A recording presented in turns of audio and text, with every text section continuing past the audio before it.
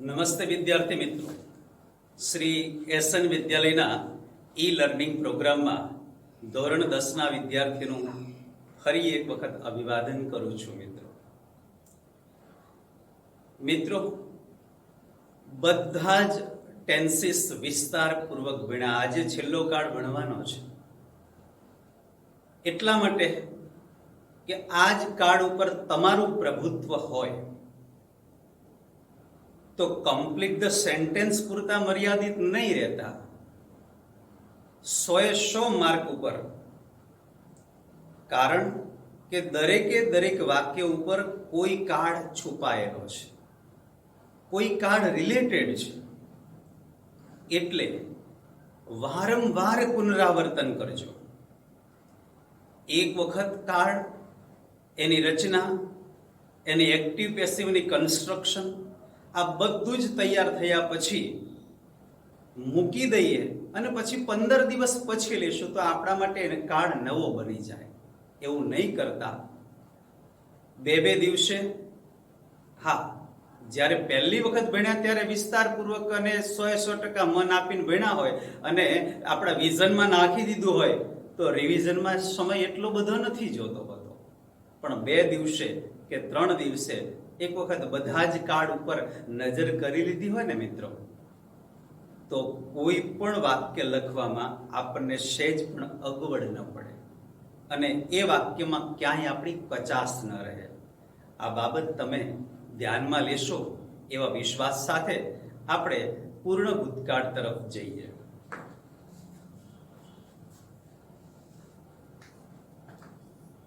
The past perfect tense, પૂર્ણ ભૂતકાળ.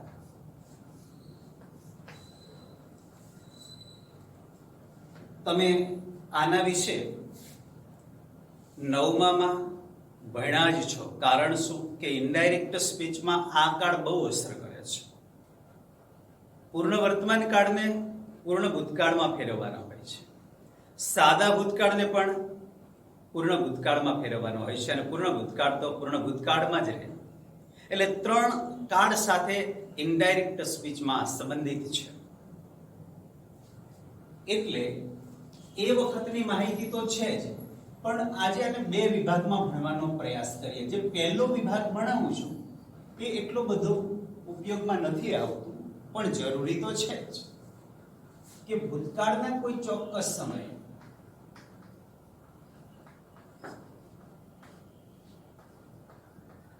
કોઈ સમય, કોઈ ચોક્કસ સમય હોય તો બી ચાલે, કોઈ ક્રિયા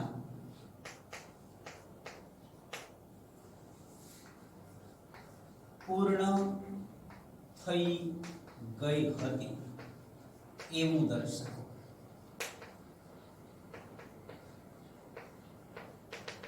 પૂર્ણ ભૂતકાળ વપરાય. સમજીએ, ભૂતકાળનો કોઈ સમય અને એ વખતે ક્રિયા કેવી પૂર્ણ થઈ ગઈ હતી એવું દર્શાવવા માટે પૂર્ણ ભૂતકાળ વાપરવામાં આવે છે. એની રચના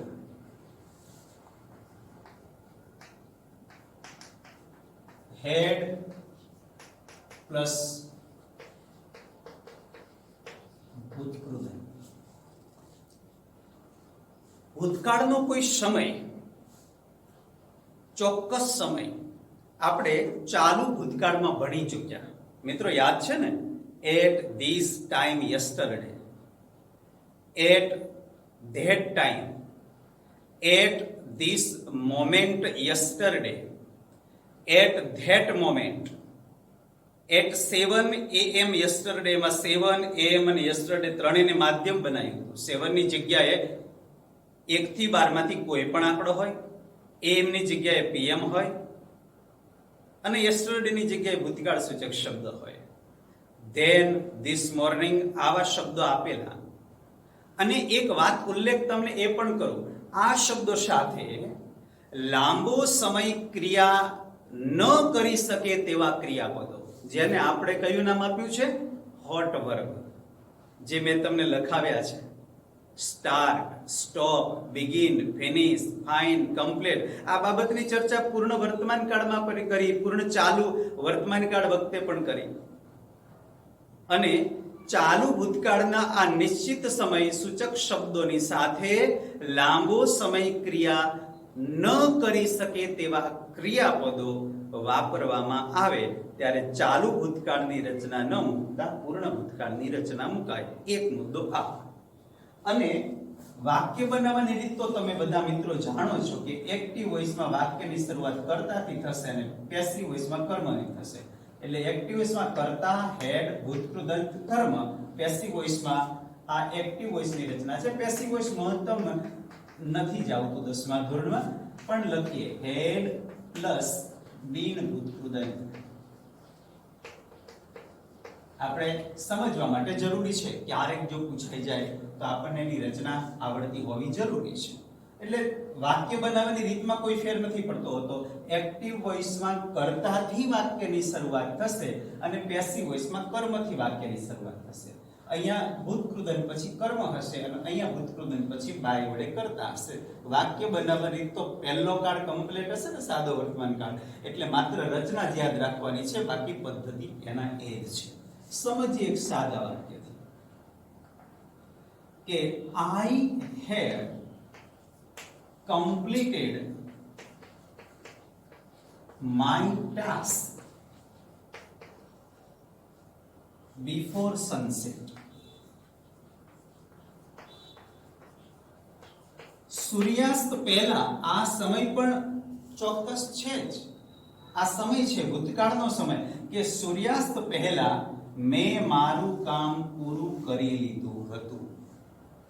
સૂર્યાસ્ત પહેલા મેં મારું કામ પૂરું કરી લીધું. આ સમય છે અને એ વખતે આ કાર્ય પૂરું થઈ ગયું હતું. બીજું ઉદાહરણ, at 9 AM yesterday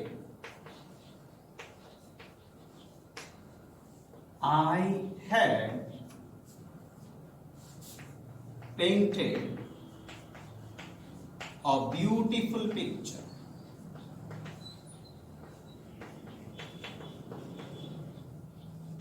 આ ચાલુ ભૂતકાળ ઓળખ સૂચક શબ્દ છે.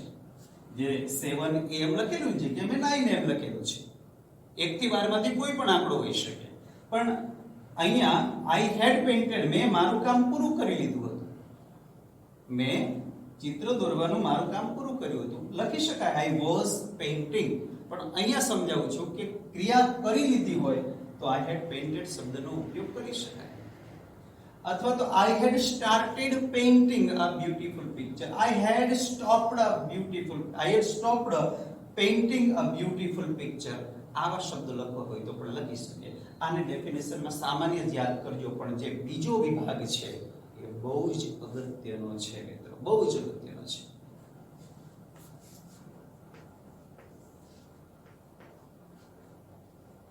ભૂતકાળની પૂરી થયેલી બે ક્રિયાઓમાંથી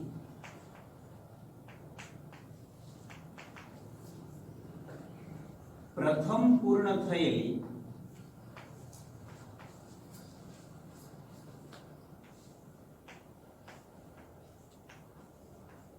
ક્રિયા માટે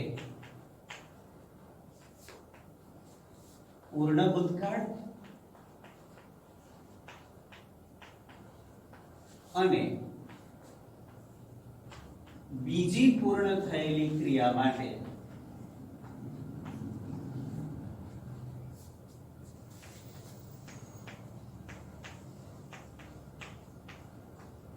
સાદો ભૂતકાળ વાપરવો.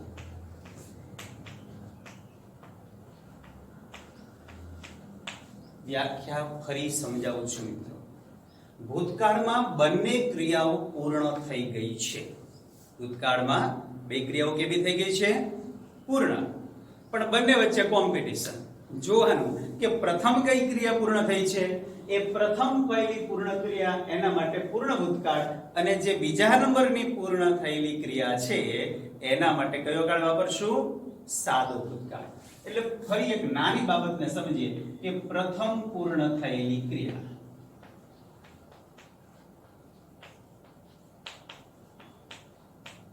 સમજો મિત્રો, એના માટે કયો કાર્ડ? પૂર્ણ ભૂતકાળ.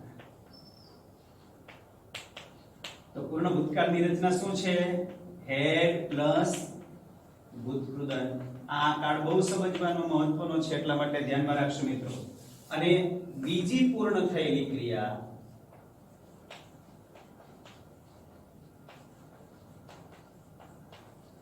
એના માટે સાદો ભૂતકાળ. તો સાદા ભૂતકાળની રચના શું છે મિત્રો? એક્ટિવ વોઇસમાં ક્રિયાપદનું ભૂતકાળનું રૂપ, પેસિવ વોઇસમાં વોઝ કે વર પ્લસ ભૂતકૃદંત. આ એક્ટિવ ની રચના છે અને આ પેસિવ ની રચના છે. અને જ્યારે બે વાક્ય હોય તો બે વાક્યને જોડવા માટે થઈ અને સંયોજકની આવશ્યકતા તો રહેવાની જ છે. તો અહીંયા આ બે વાક્યને જોડવા માટે બિફોર, આફ્ટર આ બે સંયોજકોનો મહત્તમ ઉપયોગ થાય છે.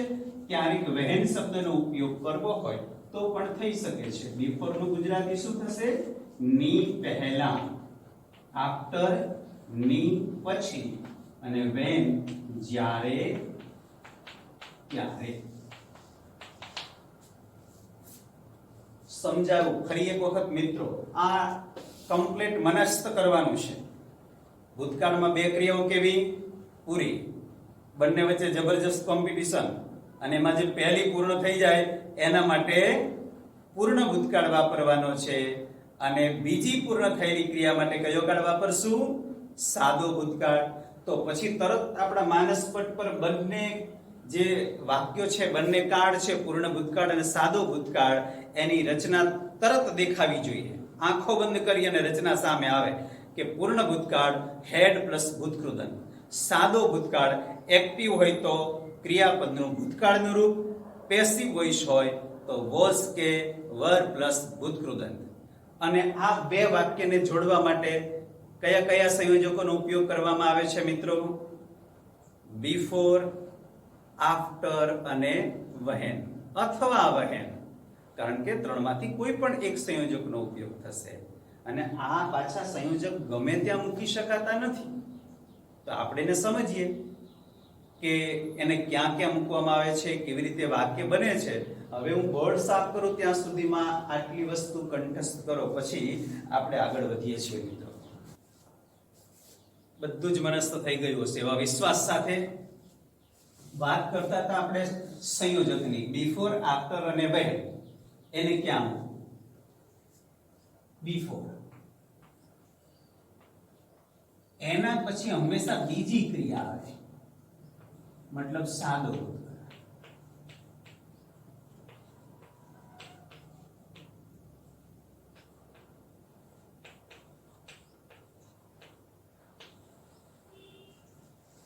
તો હવે પ્રથમ જે ક્રિયા છે એને કોઈ પણ રીતે રજૂ કરી શકાય.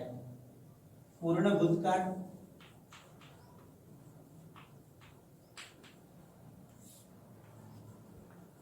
પ્રથમ ક્રિયા. હવે એવું નથી કહેતો કે બિફોર વચ્ચે જ આવે. બિફોર વાક્યની શરૂઆતમાં પણ મૂકી શકાય, અને એ વખતે આ જે પૂર્ણ ભૂતકાળ છે તે પ્રથમ ક્રિયા છે એને આ બાજુ રજૂ કરી દેવાની અને અહીંયા અલ્પવિરામ મૂકી દેવાનું.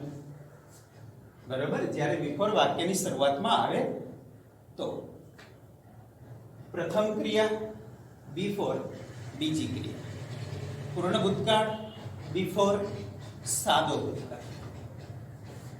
એવી જ રીતે આફ્ટરમાં, આફ્ટર પછી પૂર્ણ ભૂતકાળ અને પૂર્ણ ભૂતકાળ એટલે પ્રથમ પૂર્ણ થયેલી ક્રિયા. તો અહીંયા સાદો ભૂતકાળ આવશે ને, સાદો ભૂતકાળ, જેના માટે આપણે મૂકીએ છીએ બીજી ક્રિયા સમજવા માટે. અને આફ્ટર જો વાક્યની શરૂઆતમાં આવે તો પૂર્ણ ભૂતકાળ કર્યા પછી બીજી ક્રિયા સાદા ભૂતકાળમાં લખવી. આટલું સમજવાનું છે કે બિફોર પછી કઈ ક્રિયા આવશે? બીજી ક્રિયા. આફ્ટર પછી કઈ ક્રિયા આવશે? પ્રથમ ક્રિયા. અને અહીંયા જે આ બે રચના લખી નાખો પછી આગળ પાછળ કોઈ પણ જગ્યાએ રચના એક બાજુ લખવાની. બરાબર? બિફોર પછી બીજી ક્રિયા, આફ્ટર પછી પ્રથમ ક્રિયા, બિફોર પછી બીજી ક્રિયા. બીજી ક્રિયા કયા કાળમાં? સાદા ભૂતકાળમાં. આફ્ટર પછી પ્રથમ ક્રિયા, તો પ્રથમ પૂર્ણ થયેલી ક્રિયા કયા કાળમાં? પૂર્ણ ભૂતકાળમાં. ઉદાહરણ લઈને સમજવાનો પ્રયાસ કરીએ. હું ઘરે પહોંચ્યો તે પહેલા મારા મમ્મીએ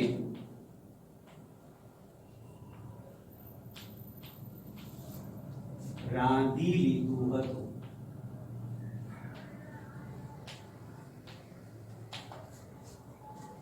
હું ઘરે પહોંચ્યો તે પહેલા મારા મમ્મીએ રાંધી લીધું હતું. આ ગુજરાતી વાક્ય સમજવાનો પ્રયાસ કરો મિત્રો.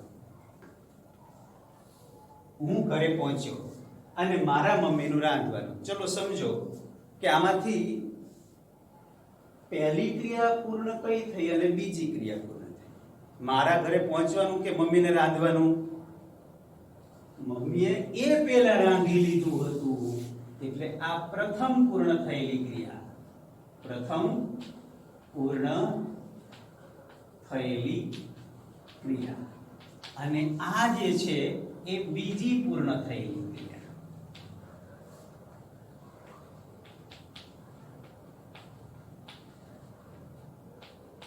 ચલો મને કહો તો પ્રથમ પૂર્ણ થયેલી ક્રિયા એટલે આ જે મારા મમ્મીએ રાંધી લીધું હતું એ વાક્ય કયા કાળનું બનશે? પૂર્ણ ભૂતકાળનું. જ્યારે હું ઘરે પહોંચ્યો તે ક્રિયા સાદા ભૂતકાળમાં લખવાની રહેશે. અને સંયોજક તરીકે આપણે શું મૂકીશું? તે પહેલા, એટલે કે બિફોર. તો બિફોર પછી કયો કાળ મૂકવાનો છે? સાદો ભૂતકાળ મૂકવાનો છે ને, એટલે કે બીજી ક્રિયા. બીજી ક્રિયા એટલે હું ઘરે પહોંચ્યો એટલે પહેલા આપણે કઈ ક્રિયા લખવી પડશે? મારા મમ્મીએ રાંધી લીધું હતું તે.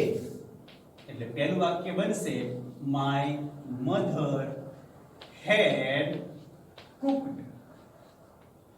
શું રાંધ્યું છે એનું આપણે ક્લેરિફિકેશન નથી તો આપણે લખવાની જરૂર નથી. My mother head cooked. મારા મમ્મીએ રાંધી લીધું હતું. બિફોર, બિફોર પછી બીજી ક્રિયા હું ઘરે પહોંચ્યો. આઈ રીચ્ડ હોમ. આઈ રીચ્ડ હોમ. તમને એક સરસ મજાનો આઈડિયા આપું મિત્રો કે જ્યારે બિફોર અને આફ્ટર સંયોજક વડે બે વાક્યને જોડી દઈએ અને તમે બીજા વાક્યથી ટ્રાન્સલેશન કરો અને ગુજરાતીમાં કમ્પ્લીટલી સેટ થઈ જાય એટલે માનવાનું તમારું વાક્ય સાચું. બીજા વાક્યથી ટ્રાન્સ કરવાનું, પહેલા વાક્યથી નહીં. તમે જો બીજા વાક્યથી ટ્રાન્સલેશન કરીએ. આઈ રીચ્ડ હોમ. હું ઘરે પહોંચ્યો તે પહેલા મારા મમ્મીએ રાંધી લીધું હતું. હવે અહીંથી ટ્રાન્સલેશન કરો તો તકલીફ થશે. મારા મમ્મીએ રાંધી લીધું તે પહેલા હું ઘરે પહોંચ્યો, જે આપણા વાક્યની સેન્સની નજીક છે જ નહીં. બરાબર ને? ચલો બીજું વાક્ય. હું રેલવે સ્ટેશને પહોંચ્યો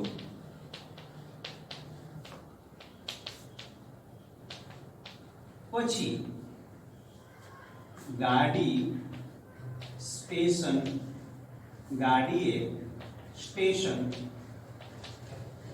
છોડ્યું.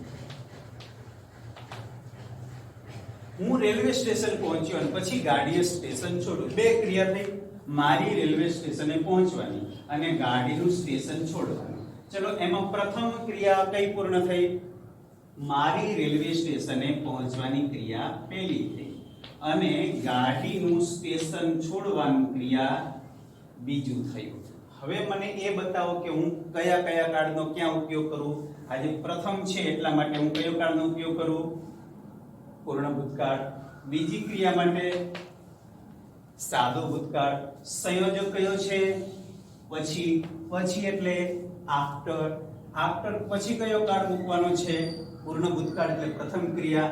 તો અહીંયા આફ્ટર ને વચ્ચે રાખીએ તો આપણે બીજી જે ક્રિયા પ્રથમ પૂર્ણ થયેલી ક્રિયા છે એને બીજા વાક્યમાં લઈ જવાની છે. એટલે ગાડીએ સ્ટેશન છોડ્યું એ વાક્યને આપણે પહેલા રાખવું પડશે. The train had છોડવું એટલે leave નું LEAVE leave એનું ઉત્પાદન થશે left the station. The train had left the station after હું સ્ટેશને પહોંચ્યો after I reached. હવે તમે અહીંયા સ્ટેશન છે એક વખત ઉલ્લેખ થયેલો હોય બીજી વખત ત્યાં પહોંચવાનું છે તો ધેરનો ઉલ્લેખ કરી શકો છો, પરંતુ અહીંયા તો બંને બાજુ એક વખત સ્ટેશન છે ને એક વખત રેલવે સ્ટેશન છે. આપણે લખીએ I reached at the, કારણ કે રેલવે સ્ટેશન ને શબ્દનો ઉપયોગ કર્યો છે એટલા માટે at નો ઉપયોગ કરું. At the railway station. The train had left the station after. માફ કરજો અહીંયા આપણી ભૂલ થઈ છે. બીજી ક્રિયાને કયા કાળમાં રજૂ કરવાની છે? સાદા ભૂતકાળમાં. બીજી ક્રિયાને કયા કાળમાં રજૂ કરું? સાદા ભૂતકાળમાં. એટલે the train left the station after I had reached at the railway station. એવી જ રીતે મેં હમણાં વાત કરી વહેનની, તો વહેન પછી હંમેશા સાદો ભૂતકાળ આવશે. વહેન પછી કયો કાળ આવશે? સાદો ભૂતકાળ.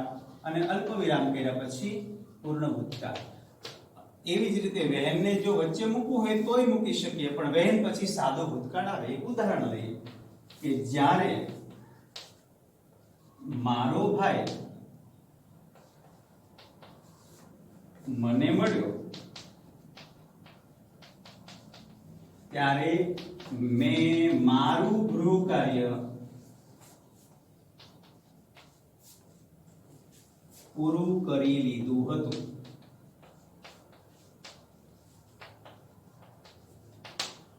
જ્યારે મારો ભાઈ મને મળ્યો ત્યારે મેં મારું ગૃહ કાર્ય પૂરું કરી લીધું હતું. તો મારું ગૃહ કાર્ય પૂરું કરવાની ક્રિયા પ્રથમ છે અને મારો ભાઈ મને મળ્યો એ બીજી ક્રિયા છે. જ્યારે ત્યારે એટલે કે when પછી તો મસ્ત સાદો ભૂતકાળ મૂકવાનો છે. when my brother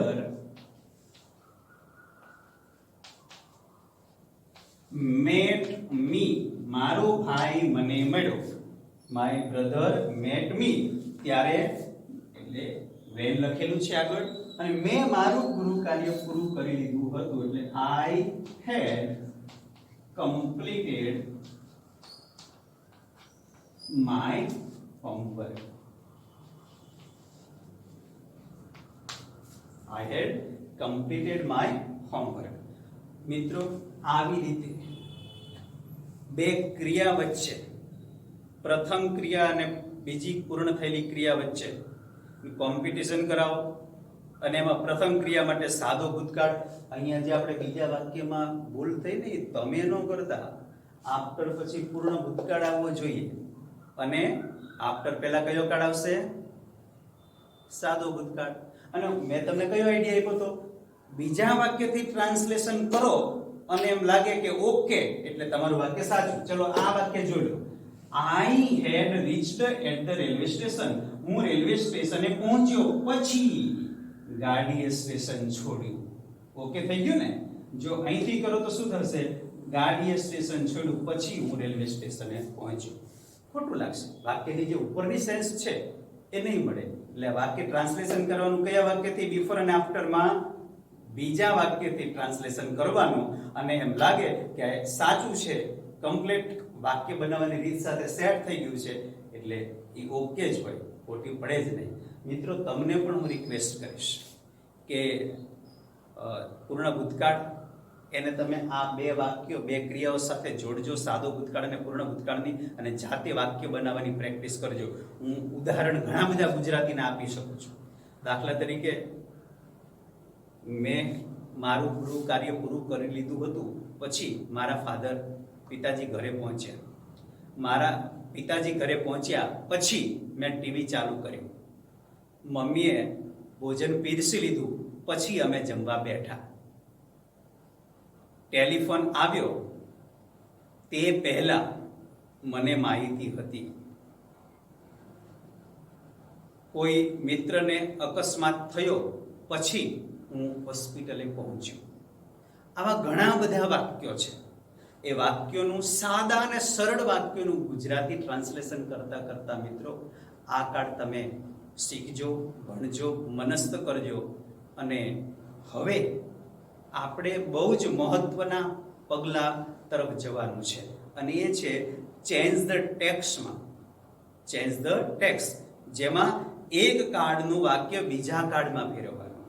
અને બીજું કયું મેં તમને કીધેલું ને કે હવે હું મિક્સ્ડ, અત્યાર સુધીમાં તો વ્યક્તિગત રીતે માનો કે સાદો વર્તમાન કાળ છે એના વાક્યો ભણ્યા, સાદો ભૂતકાળ છે એના ભણ્યા, ભવિષ્યકાળ છે એના ભણ્યા. પણ હવે પછીના તબક્કામાં તમામ કાળના મિક્સ્ડ એક્ટિવ અને પેસિવના વાક્યો એક કાળમાંથી બીજા કાળમાં રૂપાંતરણ કરવાનું છે. એ બહુ મહત્વની વસ્તુ નેક્સ્ટ લેક્ચરમાં હું ભણાવવા જવાનું છું. પણ એ પહેલા હું તમને વિનંતી કરીશ કે તમામ કાળ સહાયકારક ક્રિયાપદ સાથેના મનસ્થ કરજો. બહુ જ ટૂંકા સમયગાળા દરમિયાનમાં હું તમને ફરી એક વખત ચેન્જ ધ ટેક્સ્ટ સાથે, જે પેપરમાં બહુ જ અગત્યની રીતે પૂછાય છે, અને કાર્ડ આવડશે તો 100 માર્કનું આવડશે એવા વિશ્વાસ સાથે વિસ્તારપૂર્વક કાર્ડને ભણ્યા છીએ. પણ આ વિભાગને બહુ સારી રીતે ભણજો મિત્રો, બહુ સારી રીતે ભણજો. 2 વાક્યમાંથી પ્રથમ વાક્ય માટે પૂર્ણ ભૂતકાળ, બીજા વાક્ય માટે સાદો ભૂતકાળ, બિફોર આફ્ટરના 2 સંયોજકને ધ્યાનમાં રાખજો. વારંવાર વિનંતી કરું છું મિત્રો. હું પહેલા ધન્યવાદ આપીશ અને તમને રિક્વેસ્ટ તો કરતો રહીશ કે બધા જ કાર્ડ કમ્પ્લીટ એની રચના સાથે તૈયાર કરજો, એટલે નેક્સ્ટ પીરિયડમાં ચેન્જ ધ ટેક્સ્ટમાં આપણને કોઈ જાતની સમસ્યા ન આવે મિત્રો. ધન્યવાદ.